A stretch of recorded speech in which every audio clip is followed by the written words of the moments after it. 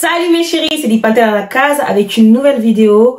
Aujourd'hui, je vais vous raconter encore une story time parce que je vois que vous kiffez mes story time, donc pourquoi pas vous raconter encore plus des story time.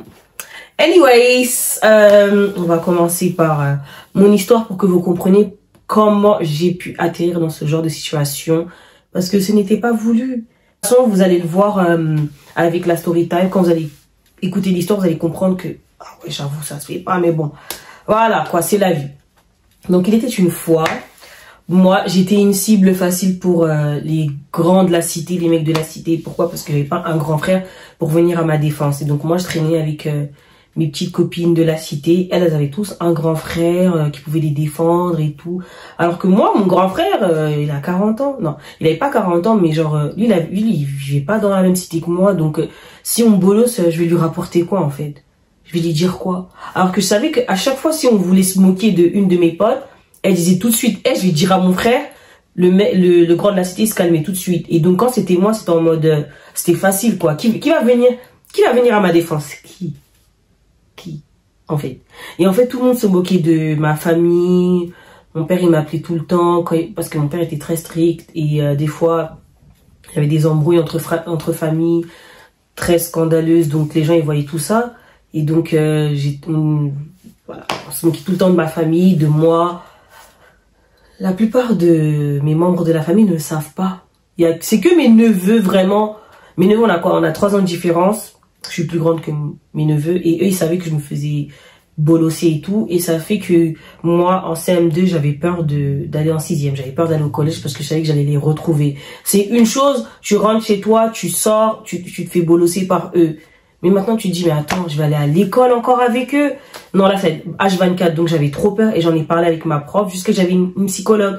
Et ça fait qu'elle a dit quoi? Elle a dit, c'est quoi? Bah, pour calmer les tensions, bah, on va faire en sorte que tu vas redoubler. Mais elle a pas vraiment expliqué ça à mes parents, elle a dit autre chose et c'est la raison pourquoi j'ai redoublé. J'ai pas redoublé parce que j'étais, on va pas dire bête, mais que j'avais des difficultés. J'avais pas de difficultés. Parce que comment tu as redoublé en CM2 en fait? Jamais on m'avait dit ouais tu vas redoubler en CE2 ou tu vas redoubler en CM1. C'est en CM2 que j'ai dit je pouvais pas, j'avais trop peur. Je me disais mais là ça va être chaud là. Là quand je vous dis là ça va être chaud, vraiment on va me bolosser mais jusqu'à la fin des temps. Et qui va venir à ma défense? Personne, parce que mes potes ne le faisaient pas. Et je me rappelle que ma psychologue me disait mais tu sais que tes potes ne sont pas vraiment tes potes. Et quand elle me disait ça, je voulais pas lui croire. Je voulais pas dire que, ouais, j'avoue, elle a raison. C'est non. Je comprends pourquoi elle se moque parce que, voilà. Et elle m'a fait comprendre que elles ne sont pas mes potes. Et c'est 7 ans plus tard que j'ai compris qu'elle n'était pas vraiment mes potes. Parce que quand j'ai eu confiance en moi, bah, elles pouvaient pas me supporter. Elles en avaient marre que cette fois-ci, maintenant, on me respectait. Alors que quand j'étais la bolosse du groupe, bah, elles étaient bien. Et ouais, la psychologue avait raison, c'était pas mes potes. Bon, bref, j'ai pas envie de tout raconter, mais je vous raconte tout ça pour comprendre mon parcours et voilà pourquoi j'ai commencé à voilà. Et après, j'ai pas duré dans la même cité à ma 2e année de CM2. Bah, Dieu merci, j'ai changé de cité, qui fait que j'allais pas aller dans le même collège avec les personnes qui me bolossaient tout le temps dehors à la cité. Et bah j'étais contente mais j'étais triste quand même, mais je me suis dit bon là je peux avoir, j'avais confiance en moi, j'étais pas une bolosse, personne pouvait me bolosser jusqu'à je me battais avec les mecs, donc voilà, là personne pouvait me bolosser, personne. Et là j'étais en 6e, tranquille pépère, je savais que tout le monde, mais je me faisais bolosser par qui? Par les grandes, les 3e. Moi j'étais en 6e et les 3e elles se moquaient de ma couleur de peau, c'était des Renois utismés. Donc quand j'ai eu des incidents comme Biscuit qui dit que je suis trop noire, bah pour moi c'était pas nouveau, j'étais habituée à ce genre de moquerie qu'on se dit que je suis trop noire, trop noire, trop noire, trop noire. Mais j'étais pas complexée, je me disais bon, je suis habituée à que les gens soient un peu comme ça avec moi et que j'avais personne encore pour me défendre. Parce que je m'attendais pas qu'on me défende, mais tu vois quand il y a quelqu'un qui est plus grand que toi, il est là, il te cherche, mais tu dis mais je vais faire quoi contre toi en fait, tu vois? Alors que si tu cherches quelqu'un et tu sais que son grand frère va venir à te tabasser, bah tu vas pas le faire. Tu sais c'est qui la cible facile. Donc j'étais une cible facile, un peu à peu près toute mon enfance. Mais je me rappelle que j'étais un peu une rebelle, j'étais très insolente, donc je faisais tout le temps des bêtises. Et ça faisait que j'avais des avertissements. Donc à la fin de la journée, je disais à ma mère, regarde, bah la prof elle a fait ça. Donc moi je racontais ma version des faits à ma mère. Et donc ma mère directement elle me croyait moi. Donc elle s'attendait déjà que la prof venait se plaindre. Donc quand il y avait des rendez-vous avec les profs et mes parents et ma mère, bah elle prenait ma défense parce que je lui disais déjà mon histoire. Donc elle disait, oh les profs ils sont racistes, de toute façon tu sais quoi, tu vas pas rester en France, tu vas aller en Angleterre avec ta sœur. Et moi je me disais genre, bref, elle parle pas. Parce que combien de fois les parents ils disent, ouais moi je t'ai envoyé au bled, moi je t'ai envoyé ça, je t'ai envoyé ci. Tu dis bref, ils vont pas le faire parce qu'ils l'ont pas fait. Et moi je pensais vraiment ma mère elle disait ça juste pour parler. Et terminé mon année en sixième, bah ma mère elle a pris le billet, elle a acheté le billet pour que j'aille à Londres. Moi, je regardais Secret Story. J'avais pas de vie, j'étais une vieille... Quand je vous dis j'étais une vieille meuf de la cité, genre je faisais rien, je m'apprêtais même pas un peu, j'étais trop nulle. Même mon swag, là, il était nul. J'avais même pas de Facebook. J'avais pas de réseau, j'avais un petit téléphone Sony Ericsson, j'avais rien. Et mon père, il vivait à Londres déjà. Il avait déjà fait quoi, 2 ans, 1 an. Donc moi, c'était la belle vie. J'avais que ma maman à la maison. Donc il n'y avait pas le papa autoritaire pour mettre à ma place. Mais moi, je me suis dit, mais c'est pas possible, on va me bolosser encore pire. Et encore pire, parce que là, je sais même pas parler la langue. J'ai pas d'amis. J'ai dit, mais c'est pas possible. J'ai dit, arrête de se moquer de moi, c'est pas possible, moi. J'ai pleuré pendant 2 heures en pensant que ma mère allait dire, tu sais quoi, tu vas pas aller à Londres. Elle a dit, j'ai déjà acheté le billet. J'ai acheté le billet, tu vas aller à Londres, tu vas vivre avec ta sœur. J'ai dit, non, maman, c'est pas possible, on va se moquer de moi, on va se moquer de moi, on va se moquer. Et j'ai fait que de pleurer, j'ai fait que de pleurer. J'ai fait que de pleurer. À Londres. Quand je vous dis là-bas, tu mets des uniformes, il y a des jours spéciaux,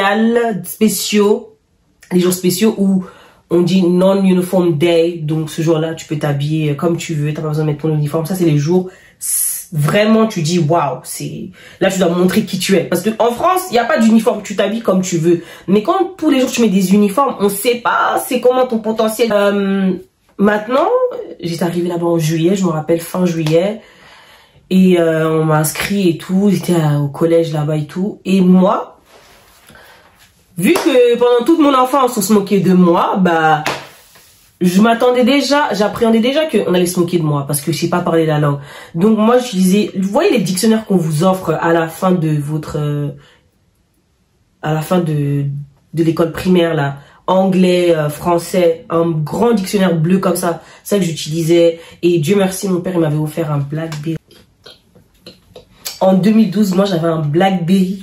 J'avais un Blackberry en 2012, genre quand je dis papa, mes parents m'ont gâté, je vais pas vous mentir, mes parents m'ont gâté, tout ce que je voulais, mes parents m'offraient, je vais pas faire la meuf, genre, ils m'offraient pas ce que je voulais. Mes parents, ils me gâtaient vraiment. En plus, je suis la dernière, je suis la dernière, vraiment. Et c'est pas, moi j'avais mon Blackberry, donc j'utilisais mon Blackberry pour aller sur Facebook, j'avais mon internet et tout. Et moi j'essayais de socialiser avec les gens, à l'école à Londres et tout. Et voilà, bah on va dire j'étais une blédarde, je savais pas parler la langue, je viens d'un autre pays.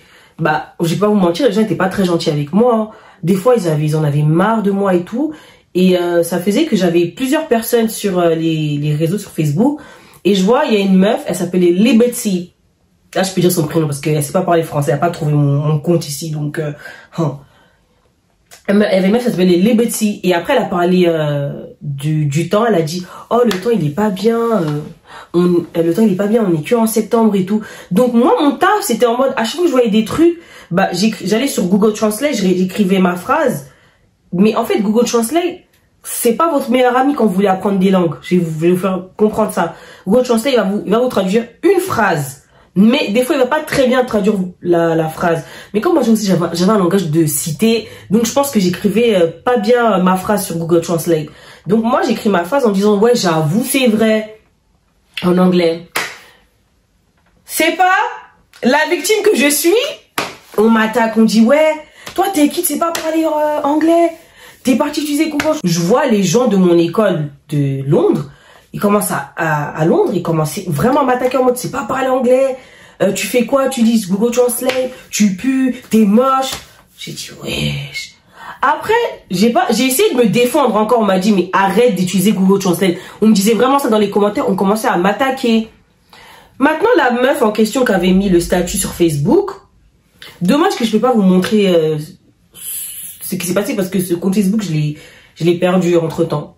La meuf, elle m'envoie un message et elle me dit, bitch, why? En mode, elle m'envoie un message, elle dit, pourquoi tu commentes sur mon statut? Attends, on est amis sur Facebook.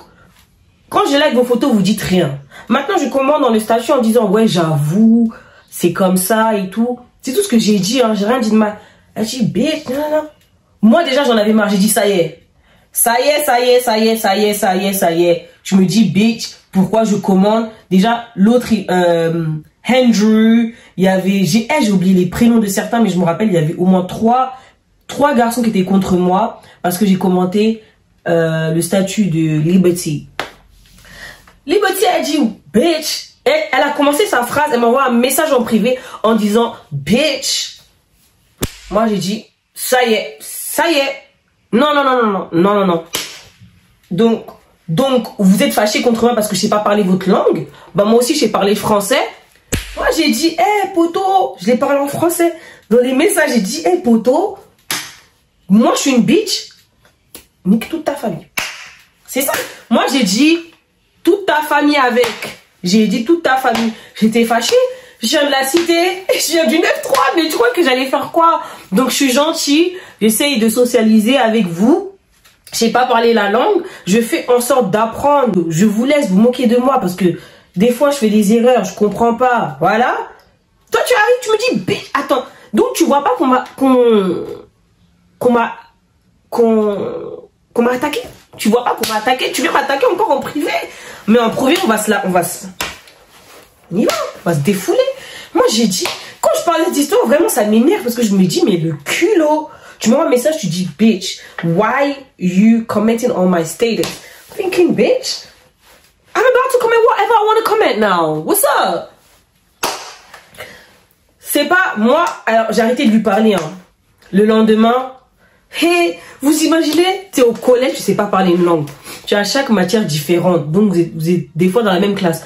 En sciences, matière sciences, j'étais dans sa classe. Déjà, il y avait un mec qui était fier d'être raciste. Je vais pas vous mentir, il y avait un, il disait, ouais, moi, je suis raciste. C'est un blanc vraiment, il te dit, lui, il est raciste et tu le dis. Bravo, chapeau, parce que lui, il assume qu'il est raciste. Anyway, j'arrive dans la classe. Elle c'était une handicapée. Pas une handicapée parce qu'elle était handicapée, elle avait vraiment des manières bizarres. Elle était toujours comme ça. C'est c'est une brunette. Si vous voulez savoir à quoi elle ressemble. Une brunette. Et elle disait, ouais, ma famille.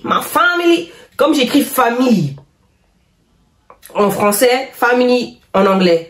C'est pas dur à comprendre. Même si tu comprends pas l'anglais et l'autre ne comprend pas le français, il sait que elle m'a attaqué. Maintenant, je me défends. Elle est partie dire aux gens, ouais, elle est partie traiter ma famille. Quand je vous dis, c'est la récréation, comme dans les films américains, en Angleterre, hein. Je vois, ils sont tous regroupés comme ça, en me regardant comme ça. Moi, je passe. J'ai dit là, tout ce que vous êtes en train de faire là, je suis habituée. On m'a bolossé à la cité, on m'a bolossé au collège. Là, ce que vous allez faire là, c'est rien. Voilà, moi, je suis trop forte. Moi, j'ai le mental. Je savais à quoi m'attendre. Je savais qu'on allait se moquer de moi. Je savais qu'on n'allait pas être gentil avec moi. À la fin de l'année, là.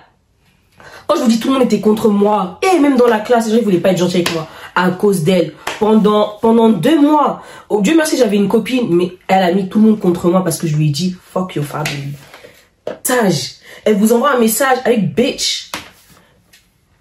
Tu te dis que... Le culot.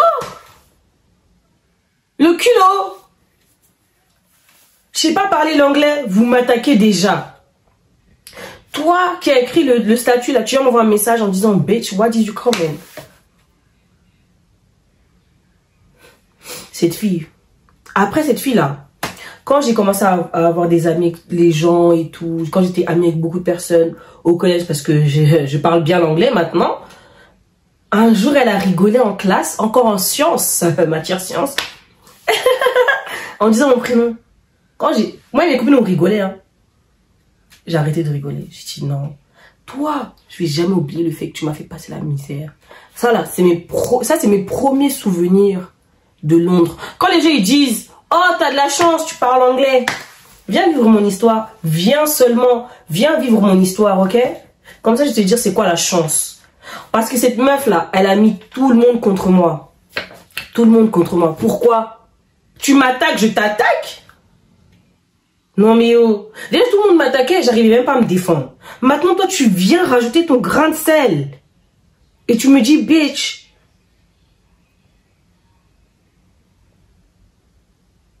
C'est fini.